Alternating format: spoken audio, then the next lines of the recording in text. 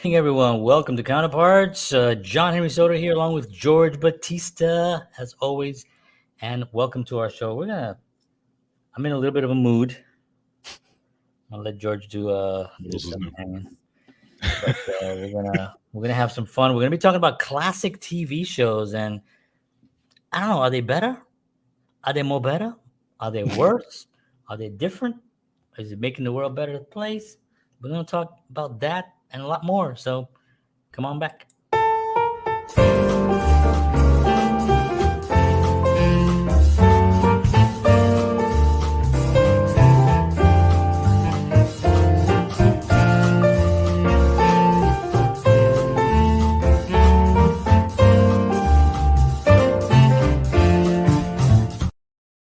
Yeah, I'm just tired.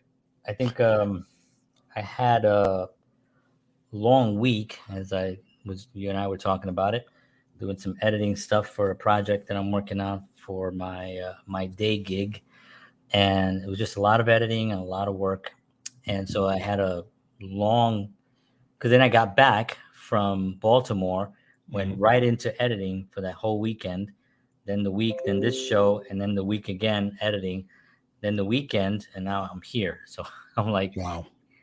woo. So I mean, I did Busy. have some nice breaks in between, Mm-hmm. So got to hang out with my son yesterday. We went somewhere. Was it yesterday or the day before? At some point, we went to this amusement park thing. It was like it was a bowling alley, but then it has all this amusement stuff, and they have laser tag, they have roller skating, they had this thing called Laser Frenzy. They had bumper cars, and we did all of that.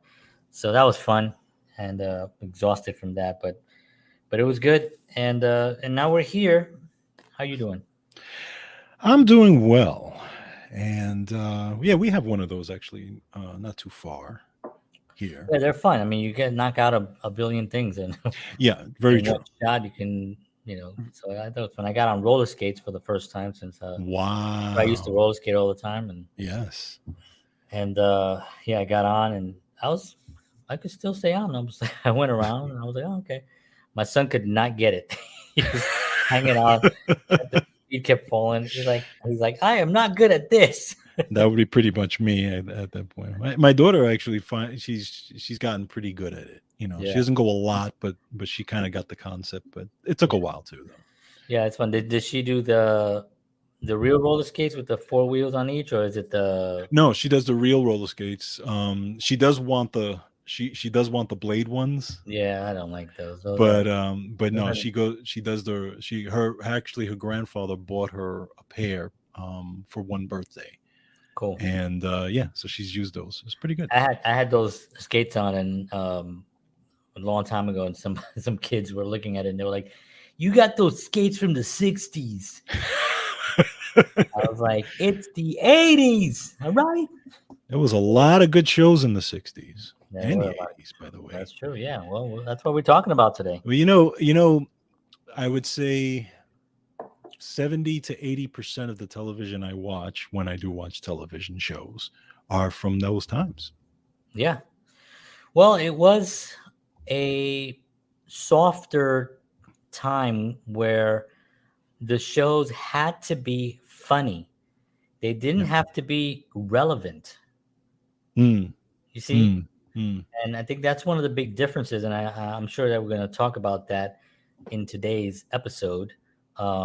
We should probably just do our sponsor first, and then we're going to be talking about that. Yes. Okay. So let's do that first. So, ladies and gentlemen, thank you for joining us today. The Counterpart Show is brought to you by Wellness Resources, a family owned and operated nutritional supplement company providing the highest quality, clinically formulated supplements since 1985. Make sure you find out why Wellness Resources supplements are the top choice of health conscious individuals around the world. Check them out at myvitaminresource.com.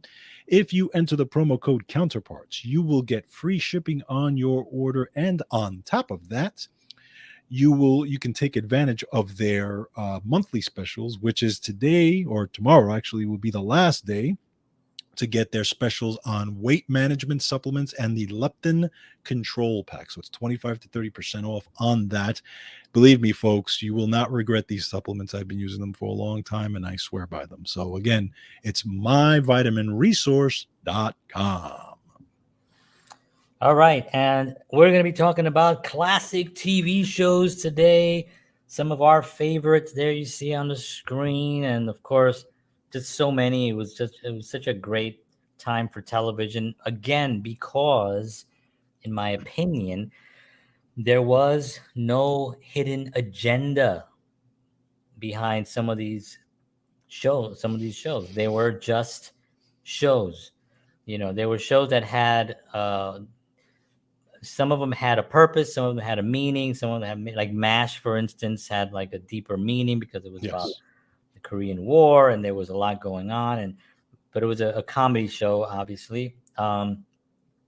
Even Star Trek kind of went into some social issues, situations and issues, Mm-hmm.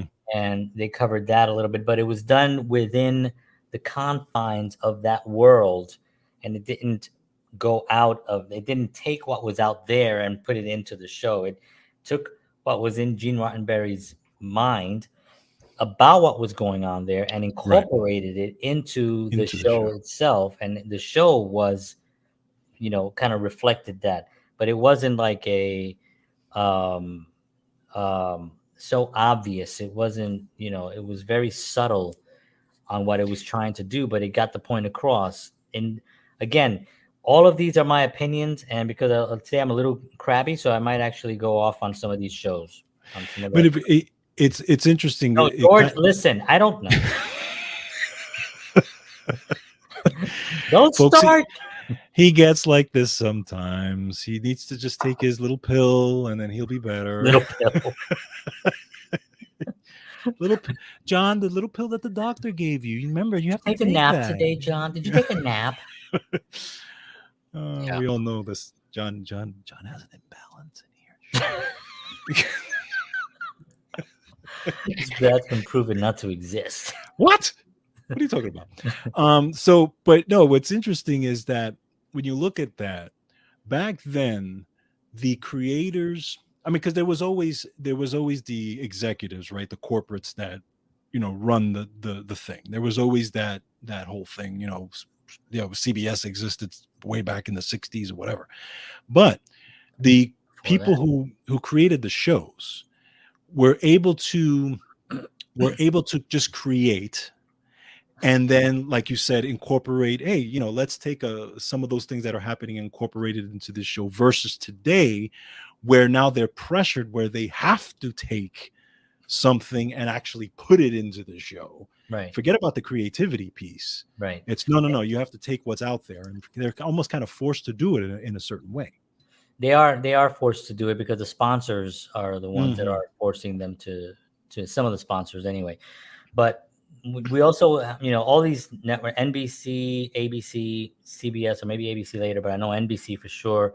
They were all radio shows way before television came out. So a lot of the shows that translated or that transferred over to television had originally begun on radio. Right. And the situation comedy was born out of radio, because there were situation comedies on radio, and then they kind of transitioned.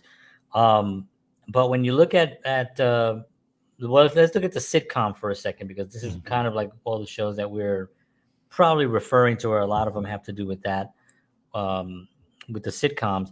But if you go back to the early sitcoms, and you go to Danny Kaye, I Love Lucy was like the show that kind of like broke, records and all that stuff, and it was the number one show for a while. But before that, we had like Danny Kaye, we had Sid Caesar, right? The Sid Caesar Hour, and we had that amazing run where they were creating. It wasn't necessarily a situation comedy; it was more a variety show, but they had a lot of comedy on it, and it was on a stage, and it had an audience, and all the things that we're familiar with, right? Because that's what it did, right? It created something that we can be familiar with, and we could identify quickly.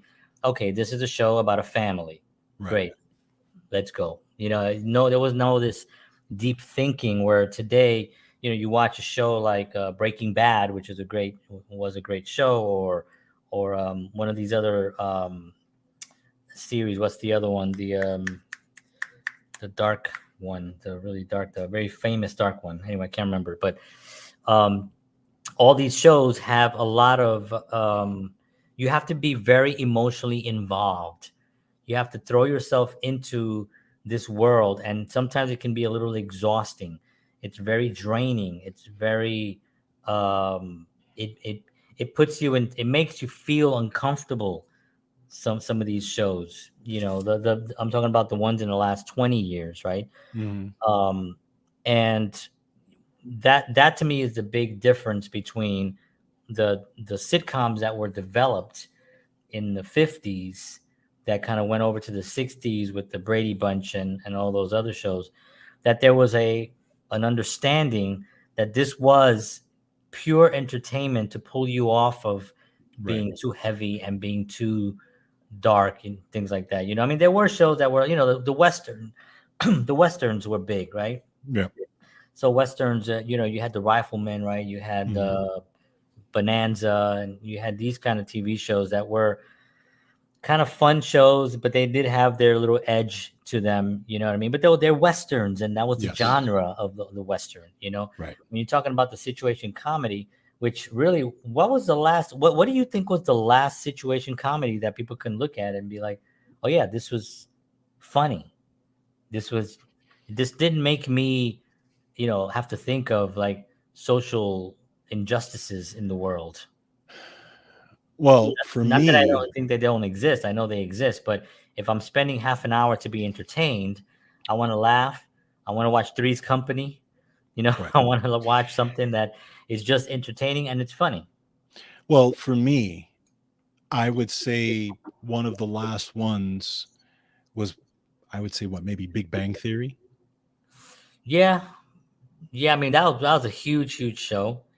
Um, And that show also kind of stayed in its, I don't want to say in its lane, but it evolved only as the characters did different things, but didn't evolve as what the premise of the show was, right? Like the characters, it's sort of like Cheers, mm, right? Cheers ran for 11 years, and it was always the bar, Sam Malone, and the people around.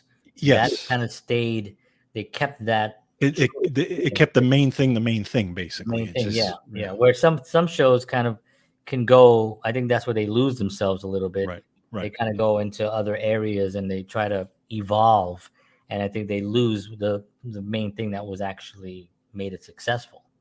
True. No, true. Yeah. And you're right. That's one of the things. And when you go back to like the 50s, yeah, everything was very quick, like kind of cookie cutter family, what, was it father knows best type of, Yeah, yeah. It was the right? baby Type thing, boomer era. right? It was pre-war, post-war. Right, exactly. But then you get into the 60s now, right? When you go from 50s to 60s, do you start to see a little bit of a change in certain things, right? Yep. Even even on Star Trek, right? They were tackling certain issues kind of indirectly, right? The Yep. first interracial kiss on TV. I mean, Yep. that's a huge thing, right? hmm But they were starting to put, certain things in there, but they were still a lot of there's still a lot of cookie cutter stuff. I think everything changed in the 70s. I think what changed it was drugs. You mean they were all on drugs? I think so. I think that the 50s we had this wholesome kind of thing coming in, and maybe it was unrealistic. Maybe it was pushing the family unit to become what they wanted it to become, what they thought it should be. The man works, the wife is at home with the kids, and he's the king of, the king of the castle, or he's the whatever. And I thought that that was forced, or maybe I feel that maybe that was forced. Dick Van Dyke, one of my favorites, right? Dick Van Dyke Show, the Mary Tyler Moore Right. show came afterwards. Now Mhm. remember, Mary Tyler Moore on the Dick Van Dyke Show was very housewifey, And Right. then Mary Tyler Moore shows suddenly she's a working woman, Right. she's single, she's independent, Right. and it happened through those that decade Mhm. when there was a lot of experimentation on with LSD and drugs, and the music scene came through all that, and there was just a heavy drug scene in Hollywood.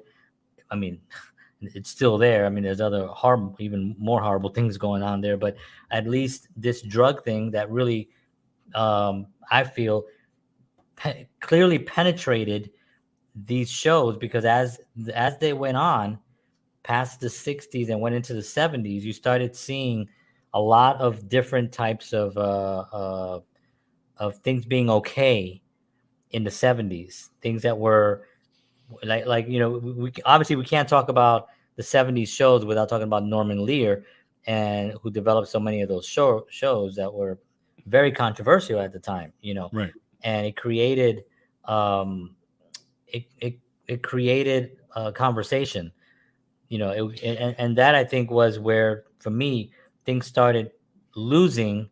And I love Norman Lear and I love his writing and I love those shows, but if I look back on it now from this view, from where I am today, I can see that that's where things started to change, where they started to bring in outside, what was happening outside, and forcing it into episodes and into shows and into the whole genre of these shows became what was happening out in the world, whether it's Jeffersons, All in the Family, Good Times, Sanford and Son. It all had to do with struggles of that family. Whereas in the 50s and even in the to the mid 60s, we had the wholesome family unit. Something happened. Some people say it was also psychiatric medications that were on the rise during that era, right? Because that is the era where they kind of started popping their, selling their stuff. And that started changing. Everybody was talking about Valiums. Remember, on these shows, take a Valium, take a Valium, take a Right. Valium. That was like Right. a constant thing. Everyone talked about Valiums, so that to me is where things started changing. And I'll turn it over. But do you think that it would have been realistic in the and when you Huh? What? do you think that it would have been do you think that it would have been realistic for television to kind of stay as wholesome as it was, It should being have, that the time but being that the times, if you but look at the 70s, but the times were changing. that's my Okay, point. the times were But they changing. were not changing for the better. No, but what I'm saying is that you you're Something, I think there's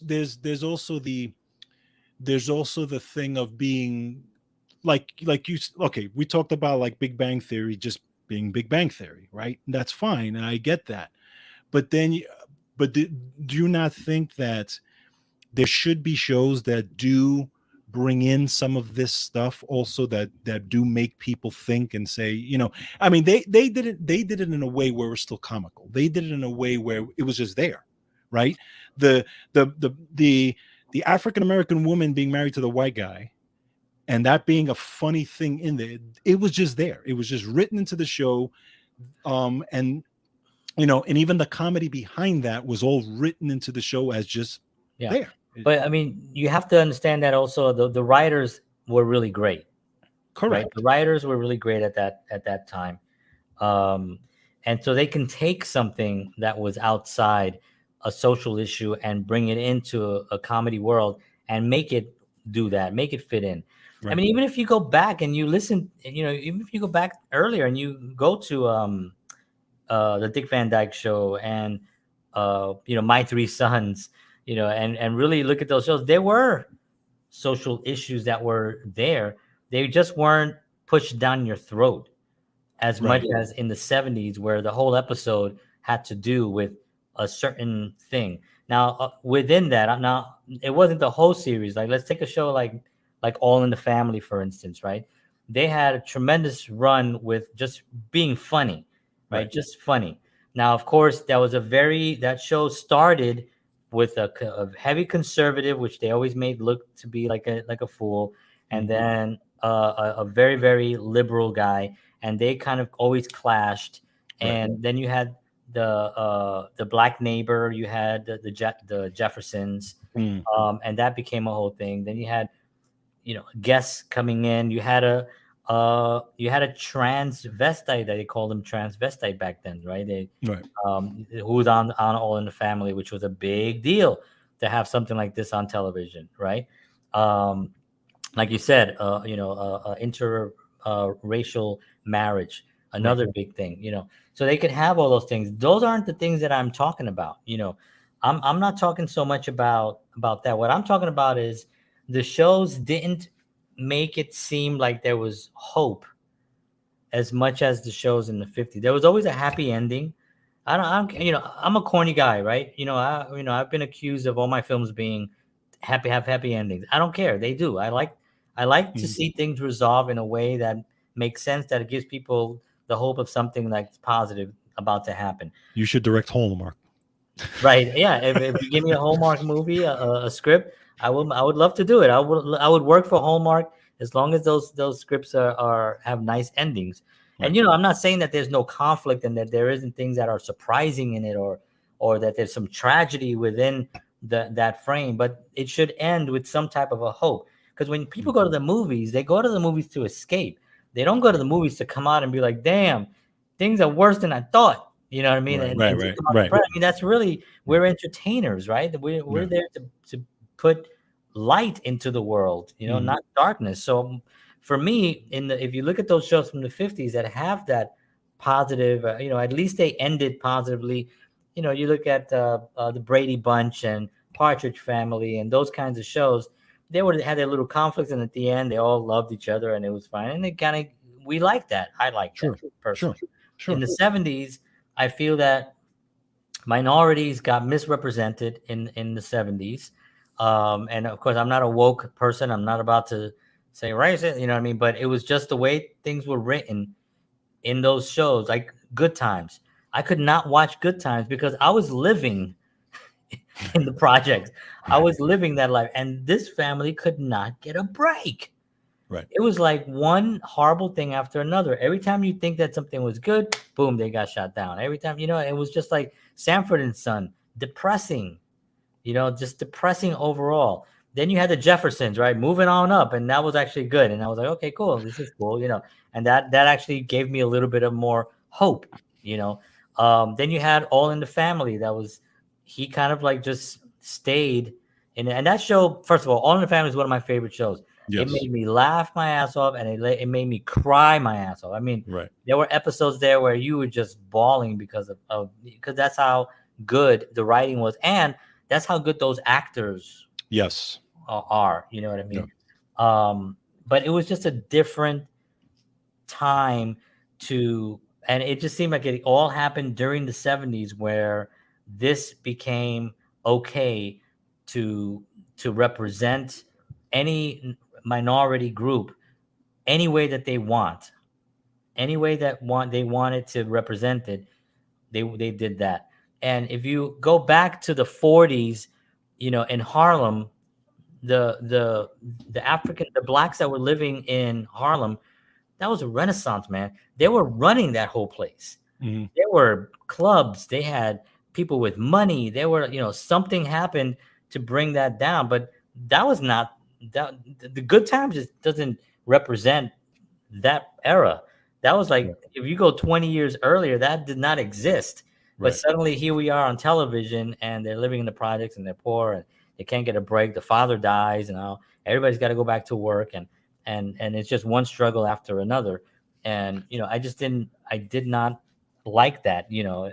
So that was my looking at things. I think in the 80s they tried to make a little of a resurgence, with Yes. more positivity and kind of, a Full House and And growing pains Growing and Pains and Family Ties, and they tried to kind of go back, and there probably was some kind of a realization realization that man, we got to start uplifting people to some degree. yeah, I mean, and you're right. I mean, in the 70s, I think there was there was this conscious decision to we have to show the plight of what people are going through. I think, I think that was their thinking in that. They thought they were doing a good thing Right. by showing We have to everyone show struggling and trying press. to just get by and Right, stuff like that. And right, it's a complete contrast to the way it was and stuff like right. that. So yeah, and like I said, I think that 70s is where things really started to change. And you're right. And then when we get into the 80s, now 80s there was a lot more competition now because But there are more now you networks. have huh? There's more networks also, more Correct. There's more channels. networks, but there's also more in the 80s there was more of a focus on long form drama, Right, the cop shows and the medical right, shows and right. the lawyer Well, shows. some of those started in the 70s too, where you had Barnaby Jones and Frank County. Yeah, but right, but Some of those, they really but flourished they yeah, they in kind of the were the 80s. pioneers of those kind of shows. Correct. Right. Perry Mason, I guess you could also Right. kind of say. But then you get to the 80s, and then it really just took off into sort of what's still going on today. And we were just talking about this before we went on the air, where the formula for some of Mm. these shows is it's such a formula that you can literally go to your watch and see, okay, it's 47 minutes. Somebody's going to give them the clue that they need to resolve this episode at whatever the minutes are. What I don't understand about some of those shows, I mean, you're more in in the filmmaking part of the stuff where I am is, I mean, obviously the Law and Orders of the world are extremely successful. They've been around They, for since, I mean, I've been watching Law and Order when I was like 19 years old. yeah, no, Okay. they've been around 20 something years or Oh more yeah, than. yeah. I think it started in the early '90s. Yeah, Law and Order. yeah, Okay, but they Law and Order, it was exactly Law and Order from beginning to end. Right, yeah. it's exactly the same way. So my question is, or just I don't know. I mean, why is that successful? Why is that Well, that thing successful? formula is not a new formula. That formula was not new. If you go back to and you can watch Columbo episodes from the 70s, you're going to see somewhat that formula. You're Mm, going to be able to see that pretty consistently throughout a lot of those shows. What they did in the 80s was that they figured out that the the production value of the shows of the 80s was not as high, even as some of the shows of the 70s. You can mm, go and watch an episode of Hunter, right, and by I mean watch it, I don't mean watch the acting. I love Fred Dreyer Fred Dryer. and I can't remember her name, but I loved her. Connie something. I can't No, remember. Stephanie, Stephanie. Yeah, oh, yeah, Stephanie something. Yeah. yeah, yeah. Um, not their performances. Their performances were good, but if you look at overall of the shooting, the quickness, the editing was not as tight as like a Columbo episode from the 70s. Hmm. And I think that was because there was more networks, there was more competition. We got to create more and more and more. We got to do more and more. So we create more shows. So we had the the the Hunters, we had TJ Hooker, we had what's the other one with Tom Selleck? Magnum Yeah, PI. Magnum PI, the A Team.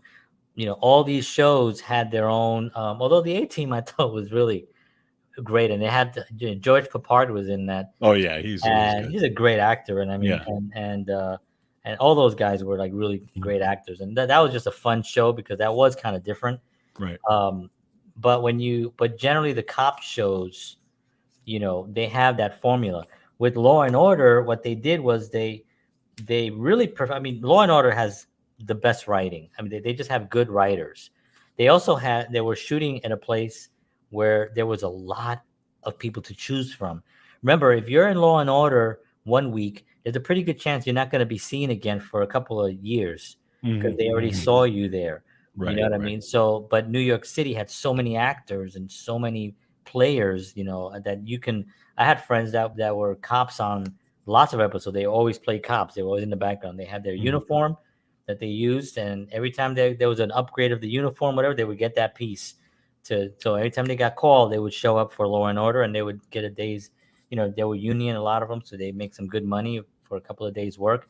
Hmm. Um, but the those shows, part of the reason was because the writing was good and that formula does work because remember you have to resolve it within 57, 56 minutes, right? Because Right. you have the commercials, and I think that even got less and less, 52 minutes, I think. So you have to really, resolve everything within that time frame. So you have to know where you're going to start resolving things. So you can't just like start shooting it in the hopes that you're gonna, like Scorsese when he was shooting The Irishman, he said he's just going to shoot until he gets the story down. It turned out to be a 3.5 hour movie, right? So you can't do that with television, although today is a little bit different. But regular television still exists, right? I mean, there is Yes. still network television. That is still a Yes. big business thing. People say, "Oh, the internet is going to kill that." It is, it is in a way, but it's still big business and it's not dead yet, right? But so those things have to be organized in order to Yeah. fit in there with the I sponsors. I get no, I get that part of it. It's just that Law and Order has a very unique way of doing it. Like because I can watch an episode of Magnum PI, I can watch an episode of TJ Hooker, I can watch an episode of, all those shows. And even though the story resolves in the time frame, but the way the story goes is different every single time, meaning that it's that they the way where they how they get to the end is different every single time, whereas Law and Order literally has does it the same exact way. Well, They I speak to the same guys at the same time, and then they get to the lawyer part, and then the lawyer, and then they get to the trial part. I mean, it's literally you can write exactly, okay, they're gonna talk to this guy at this time, they're gonna talk to, what I'm saying, it's the yeah, yeah, same thing. yeah. I mean, it is. Obviously, there's a lot that goes into it. When you have when you're shooting on location, which Law and Order does a lot. Right. In case you're just joining us, everyone, we're talking about classic television shows here, and why the new ones suck. I think that I'm just kidding. No, actually, there are some great shows. I think that the but yeah, just to finish up with the Law and Order thing, I think that the way that team did it, the way they had that, you can say it's formulated, but the way they did it was done perfect. It's the only way. It's good, and people watch it. Now, another thing that actually made that show successful was that syndication came out big during the 90s with not only, remember, we used to watch syndication on maybe Channel 11 and Channel 9 in New York, Right. maybe Channel 5 Yeah. before Fox took over, right? Or before the big Fox network took over and had original programming on there. But that's where we would watch these syndication things. Then the 90s, a lot more syndicated networks came out, a lot of more channels, a lot more stuff. So the syndication was able, these shows were able to be sold in big chunks to Mhm. other, and so people started watching them a lot more. So Right. there was a lot more interest in them. So in the new ones, it kind of fueled it a little bit. People can go back and watch an old episode and then kind of be like, "Oh, I want to watch Law and Order tonight. There's a new episode on." Mhm. I just binge watched, a whole bunch of stuff. Now there's like a Law and Order network, where you just Yeah. watch Law and Order 24/7, right? But one of the things that's really interesting is the sitcom itself didn't change much as far as the characters obviously changed and the writing changed. Some of them were better than others, but the audience with the three walls, a couple of different rooms, you know, was the same from 19, from Danny Kaye, I Love Lucy, to Mhm. all the way to up to I don't know, King of Queens, and Mhm. the ones that were Right. during that era. That stayed the same. That never Yes. changed, and I think that's why Seinfeld was such a huge success, because it took that same thing that people can identify with and did something that nobody could figure out. They did something that was so weird, that was so off the charts, that did not fit into that understanding of people, that they were gonna They were going to watch a family show, or they're going to watch a guy who works in this thing, or no, what are we watching here? Four characters kind of behave insane and have neurotic episodes, and question everything and be upset by simple things and have conversations about nothing and those kinds of things. Right. That was a big revolutionary thing for me anyway when I Hmm. first saw Seinfeld. And I got Seinfeld right away. Seinfeld, remember, it did not do well when it first came out. It was called Seinfeld Chronicles. That was Hmm. the actual name of the show. And when it first came out, the first episode I watched, I laughed. I remember talking to my brother about it, and we both got it right away. We Hmm. both understood how insane this was and how funny this was. Right. It was Right. that it's almost like watching what's in your head about certain things, Hmm. saying them, but in a funny Right. way. Right. Right. So that was to me probably the last sitcom that had any difference to it. And from that, I don't. And Friends was good, but it didn't change. It was good writing and the Hmm. actors were. But when I look at Friends, like I'll look at a guy. I'm gonna stop talking in a second, but I look at like I look at Chandler character, right? Hmm. Matthew Perry, right? Yeah. Um, Brilliant the way he did that character. But I look at him and I think to myself, and also Schwimmer also, because they had the same kind of thing, the double take, Yeah. the Yeah. double, what? That Right. that thing, right? Right. That that was Jackie Gleason. That was Sid Caesar. That was Milton Berle. That was Johnny Carson. That was, you know what I mean? So Correct. all these things that was done back in the 50s in Friends, they kind of made it fresh with the Correct. same kind of slapsticky kind of thing, although a little bit too sexual. I think that was another conversation about how much sex got into everything, at Hmm. that point. Sure. Um, but yeah, I thought that was something that, when you look at some of these shows, you have to really look at where the pioneers were and where a lot of these writers are inspired by. They're inspired by Jackie Gleason. Yeah. Exactly. And I think that's part of the issue with those shows. You hit that spot on, in my opinion, that those guys, you're still working with writers, old school writers. You're still Inspired working. writer, yeah, Correct. You're still working with writers that were maybe young at those times, but watched those shows and are bringing that to yeah, the Seinfelds and the Cheers and those places, right? yeah. So, whereas now a lot of those writers are not doing anything anymore, right? Right. They're not really doing, or if they're still Not as around, much. they're not They're really doing. doing much They're anymore. teaching. They're yeah. They're, yeah, you're hoping that they teach, but the problem is that you know you're not getting that now. Well, You're I'll give you're you an example, and I'll tell you why. There was something that I shared. It was a black and white clip of something that was funny, and I can't remember exactly what it was, but I shared it on some social media, and a young girl, replied, and she said, "Oh, I normally don't watch anything that's black and white, but I did watch this, and it made me laugh.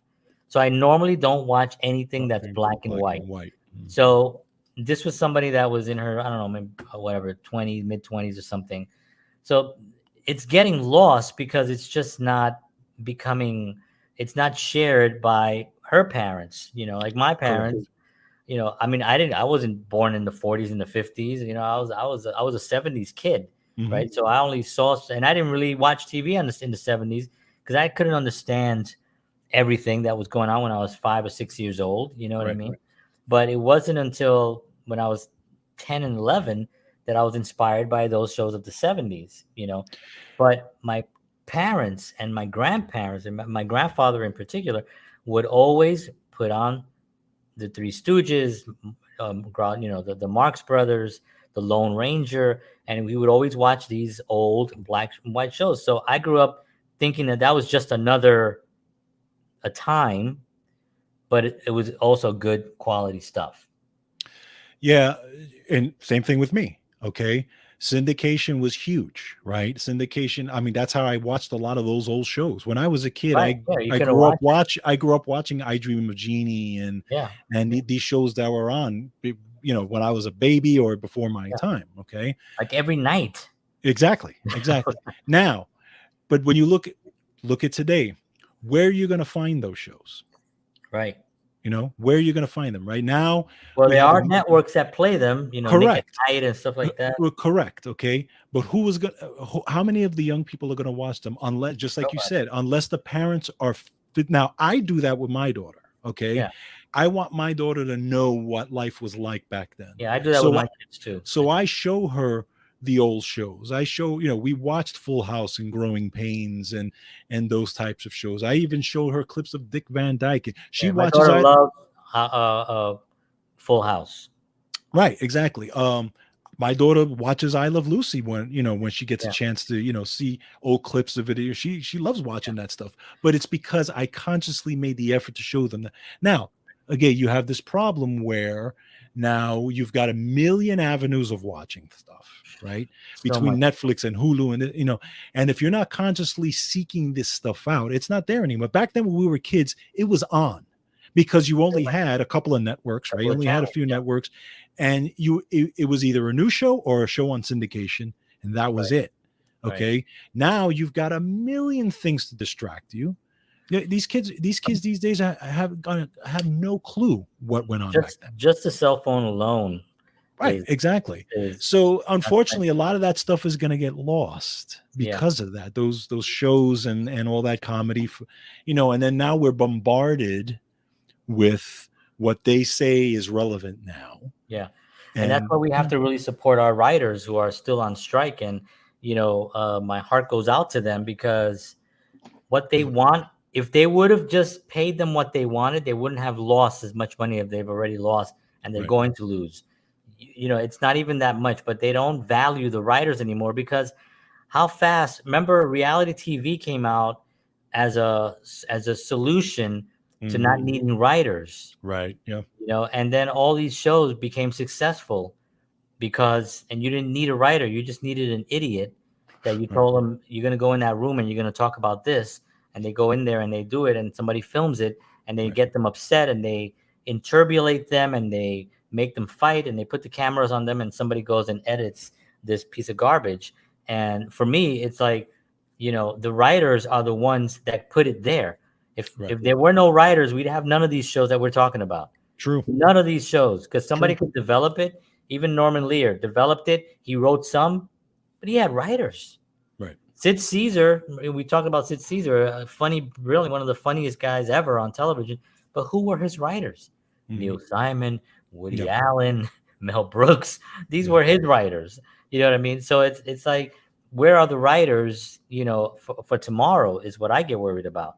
that's And true. now we have AI, Mm, and that's a whole other thing. I mean, now AI is writing.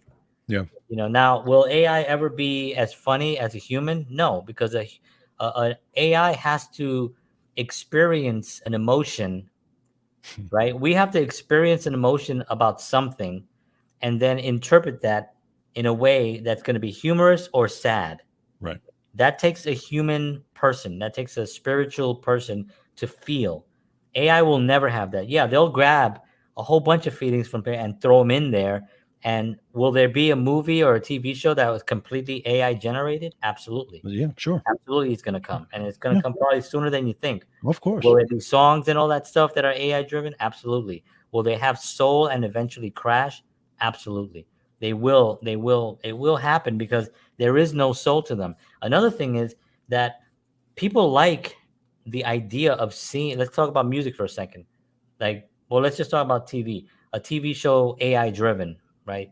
Written all entirely by AI, even acted by AI, right? Mhm. AI characters and developed and all that. It's all AI. There's no human beings in it, and I'm sure that that's what these MFers really want to do, is to get rid of human and just make more money, because the AI is never going to ask for a raise, and Right, that's what they're building, right? right. Isn't it exciting when you see someone that you admire from television? You know what I mean? Like if I were to meet, I don't know who's alive that from those shows that I like, but like Alan Alda, who's still Mm. alive, right? Hmm. I loved Alan Alda. Of You know, I course. mean, he was fantastic in MASH, and all those guys. If I meet him with AI, you're never going to get to meet any of these people. There will True. be no humanity to them. Nobody will know anything about them. There'll be no social media behind them. Nobody will be able to experience what they're like Right. because they do not exist. Yeah. They only exist in ones and zeros, and that can only go so far. So Yeah. that's It's that's the future. yeah, you're right, and it is a scary thing. I mean, that's a whole we could do a whole thing just on that. Yeah, well, we talked about AI in an episode once. We actually did. Yes, you're correct. One thing I wanted to mention, um, that we just touched on it really for 2 seconds. Have you seen um any recently episode of Family Feud? No. Okay, Steve Harvey is the Yeah, he's host, yeah. which I love. Steve Harvey. I mean, he's a I was funny gonna guy. say I love Steve I Harvey. love Yeah. Steve, funny guy and everything.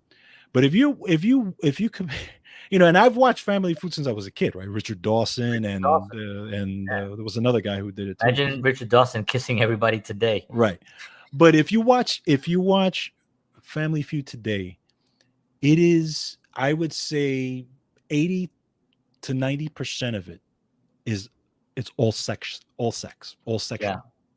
yeah, I can everything, see that. I think, yeah, every question is, and it's not just like, back in the day they used to say, when you and your wife make whoopee, like that, those types of, right, right. but you would get, Yeah, yeah, yeah. I'm Now it's sitting there just and I'm going, straight out. holy Yeah, cow, yeah, every question. yeah. That's the decline of society, or not society overall. I think that's the decline of that medium and those Yes, people that are in that world. They think that is what's going to get people watching more, exactly. not realizing that that's not really what interests people that much. Right. If they were more interesting, if they had better writers, if they had better people involved, they would get more people interested in it. But the Yeah. problem is you got to pay those people. Right. You can pay a guy to write, juvenile dirty jokes. Hmm. I mean, you go back to the Newlywed Game. Remember that? The Yeah. Newlywed Game. So there was a Yep. lot of sexual stuff in there, Yeah. and this was the '70s. So Hollywood Squares. Right. You had Hollywood Squares where you had in the center, you had the what's his name, the real famous. Oh, I know who you're Oh talking my about. god! What's his name? Hello, Frisco. Hello. Yeah. What the hell is his name? Paul Paul something. Lind. Paul Lynn. Yeah. Paul Lynn. You know what I mean? I mean, tremendous. I mean, ridiculously funny guy, Yeah. but pretty much all sexual stuff. And we're Right. talking about the '70s now. So Yeah. there was that stuff lingering, but there was still an innocence to it that today is just completely gone. There's Yes. no innocence. Agreed. Now it's just straight out, here it is, and this is as there's no mystery to it. It's sort of like seeing a naked woman or seeing a woman with a really beautiful dress on, Right. a nice fitted dress. You're more interested in that nice fitted dress because the mystery is there. You're like, Exactly. wow, look at this beautiful woman, right? But no, a naked girl, yeah, you're naked. Well, okay. Next, you know what I mean? It's like let's get a room, and I'll be right in. So Yeah. No, my you're right. point on it is that the decline of Western civilization and maybe Eastern is part of the reason why and it's a decline that's been going on for a very long time, and it's trying to take our kids. And now we'll get into the social issues about what Well, television we don't. and Well, we know half of those shows would not be able to exist today. Right. We know that all in the on the family family writing. there's no way that could exist today. Number one, and I would even dare to say that the wholesome family drama or the wholesome family comedy now is lost It is because lost. I mean, I don't even know what the last one was. correct. But even if you try to come up with a wholesome family drama or comedy, they're not going to let you because you are not you are You're not not gonna, you're yeah, not including this one, you're not including that one, you're not including it, you're not doing it this way, you're not doing it that way. So correct, that's gone, correct. right? It's I think that I think it's gonna. There will be a surge of independent. This is a prediction of independent programming because technology is given a lot more opportunities to a lot more developers to do things. So, for instance, like getting a Roku channel, which is I know it's a not a it's a pain in the butt to do, but it's going to get easier and easier to do that. And if you have the programming, and you and I have talked about this numerous times about having a counterparts network where we do all our own programming, including show films, my films, friends' films, and all that stuff within one thing, which is what we're going to do eventually. I think that's going to be more and more. right. And, the ones, word of mouth will come back again. Mhm. It'll be like, oh, you got to check out my, this guy, he has a really funny show. And it's sort of like the social media, like you had, nobody thought when Facebook and Twitter and all these shows, and nobody thought that someone would have someone who's not an actor, a singer, a dancer, or anything have 100 million followers. Nobody thought that that would be a thing. True, true. You know how the power that you have with when you have 100 million followers, you suddenly have the leverage of anyone on television. Right. So this I think is going to it is going to seep into other areas and other platforms. I think all these platforms that we're on today. I think in the long term they're going to evolve as something. Some of them will go away, just Right. like we saw platforms go away that just made a lot of mistakes. We're going to see platforms here go away. We're going to see platforms having to get restructured, platforms having to be purchased by someone and then restructured. Right. And we're going to see that going on. But at some point, we're going to have a whole group of creators creating stuff like what we see.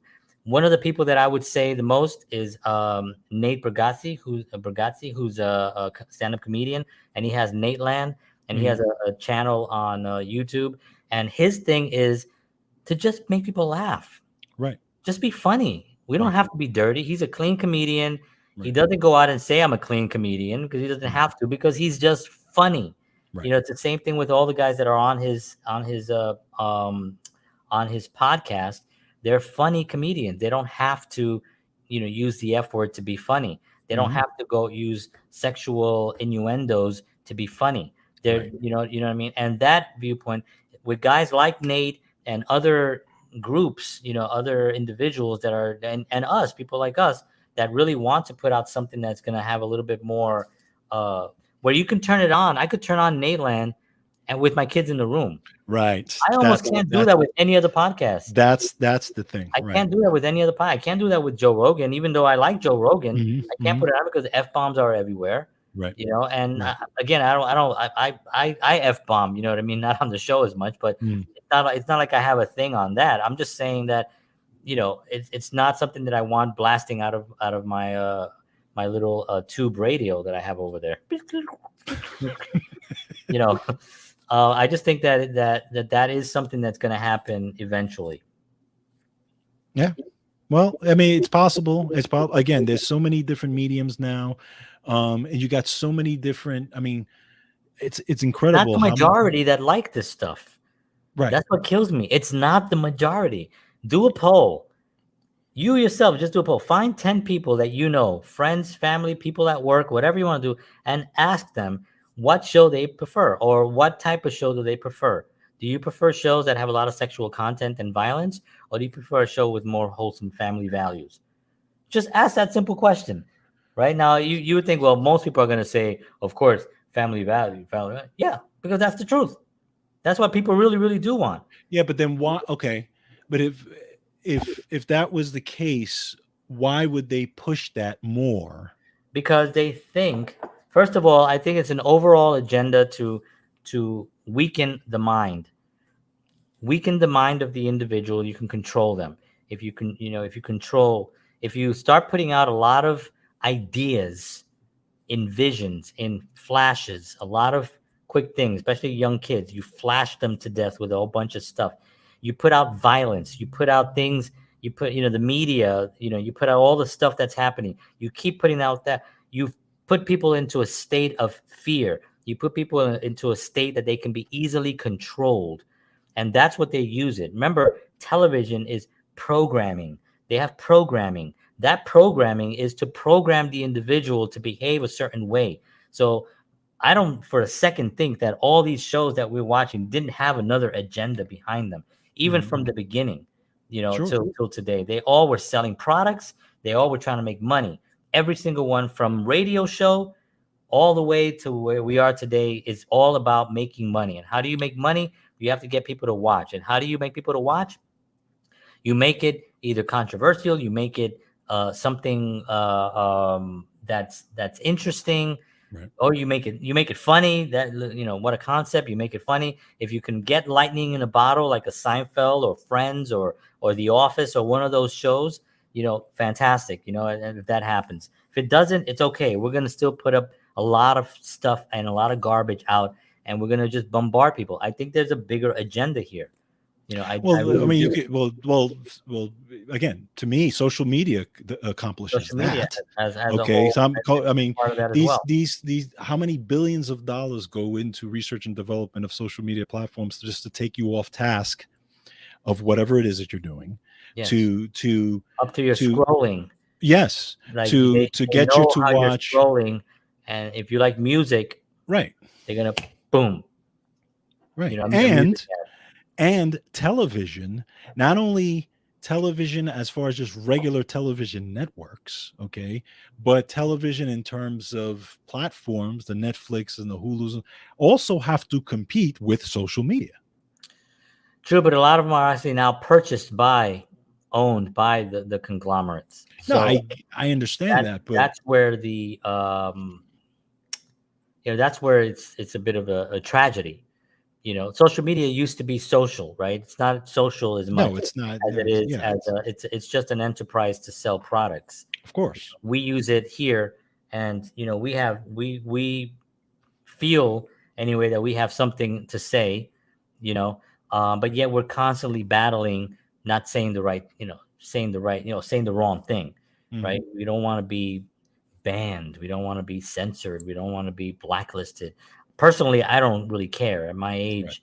I don't care, it doesn't bother me, what I mean? It's like I'll go somewhere else and I'll be just fine. It doesn't feed me, it doesn't feed my family, right, a little bit through social media, but not as much, right?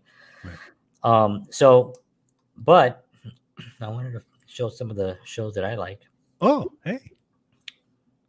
Oh, Three's Company, Classic MASH. MASH. This was one of my favorite. I mean, Yeah, that couple was Odd really Couple. funny, Odd Couple was a great show. What a great show. and Star of Trek, of course, course. now the funny thing is, I watched, and you probably did too. 11, at Channel 11, PIX, every night at 11 o'clock. They had It was at 11 o'clock started the Odd A Couple, couple, then Honeymooners. then the Honeymooners, then at midnight Star Star Trek. Trek. Yeah, I That did. was years and years and years, Yes, and my whole evening was yes, always built around those three shows. It was just yes. consistently part of my life during that time, and it was fantastic. I loved it. Now I do want to kind of give a shout out to a platform that I feel, and this is just my opinion, that really does a lot for keeping a lot of those old shows alive, and just good stuff alive in general. And that is an app or a platform that you can get on most television devices called Pluto TV. Ah, yes, I've heard of Pluto. Okay, Yeah, Pluto TV is kind of like, it's structured like regular TV, meaning that it has a guide and everything and stuff like yeah, that. But I would say 80 to 90% of it is old stuff. So nice. they have 24/7 Star Trek channels. They have old Dick Van Dyke channel, and literally there are 24/7 channels on there too. Wow. They have Dick Van Dyke, they have Perry Mason, all the way, they have Three's Company. I mean, just all these old shows, you can watch them on these networks, on these, on this thing. They have it separated by comedy and drama and Cool. all this really, really cool. And honestly, if I'm watching TV, a lot of it is that I'm watching Pluto. My wife and I watch Pluto all the time, but they have two channels that are just Star Trek all day. Right. But of course, on them, even Walker Texas Ranger, and Ah, then yes. Chuck. and Oh, they also have on demand too, so you can watch cool. old movies on it. You can So is it watch go ahead. then you can watch old sitcoms on it as well that are on demand if you don't want to wait till it appears on there. Is that a subscription? I mean, we're not No, obviously it's free. It's they're completely not our free. sponsor. We'd like to be on there at some point, but Yeah, no, it's a completely free thing. Now it is I think it's either in partnership or it's owned by CBS, okay. but it's completely free and they intend to keep it that way. Oh, interesting. Wow, I didn't know that. Yeah. Yeah, they're obviously they have Yeah, a lot of I mean, sponsored commercials and stuff, but yeah, but it's a great service. we don't have cable. Like we don't have television. We don't Yeah. even have a television. So I stream a lot, pretty much everything I watch. But that's something that's interesting. I like Yeah, no, I suggest you check it out because again, I don't have regular cable either. But I have like Roku's, that. and All in right. those Roku's you can download the Pluto app and you can download the Roku app, and just with those two you can watch tons of stuff. Yeah, yeah. And but Pluto is, again, if you want to get into old stuff, it's really, really great, and it's completely free. It even has Spanish stuff, Oh wow. for novelas, Spanish novelas, and that Yeah, type of yeah. thing. So yeah, It's so good to see anyway, that. yeah, Yeah. exactly. So and has music channels. Oh wow. So I Yeah, gotta check that out. I'm gonna write that down definitely. quick. Pluto TV, download it on your favorite device and enjoy. It's a lot of fun. Cool.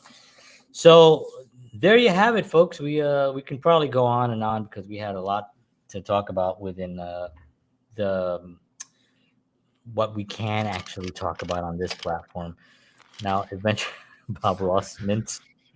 Good lord, only George would have Bob Ross mints. Nothing wrong um, with that. no, nothing wrong at all. It's a happy world. It's your world. That's right. Do what you want with it. So one of the things that we'd like to do at some point is obviously have conversations that were a little bit more free.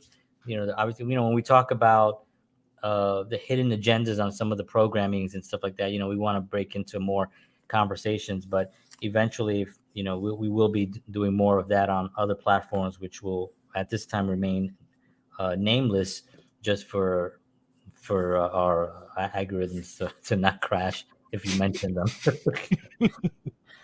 As sad as that sounds, that is a thing, and this is something that will change, because I still have faith in humanity, and I think that we will be able to overcome what's currently happening in the world. We just have to go out there and love each other extra hard and be kinder to one another, and I think that that's really how we're going to overcome this what's currently happening in the world. But I do think that it's going to happen. So that's my little spiel for this evening. I want to thank you all for tuning in. George, as always, thank you very much, sir. Thank you. And for Counterparts, everyone here in the studio, great job, guys, as always. Hey, Dom, Michelle, happy birthday. Just want to say thank you to everybody for all the support and everything. We'll see you all next week. We're gonna have a special episode actually, and we will see you then.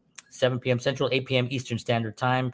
Visit counterpartsshow.com. Visit our new website and check us out, and message us there as well. And thank you very much for tuning in. See you all, and as always, peace.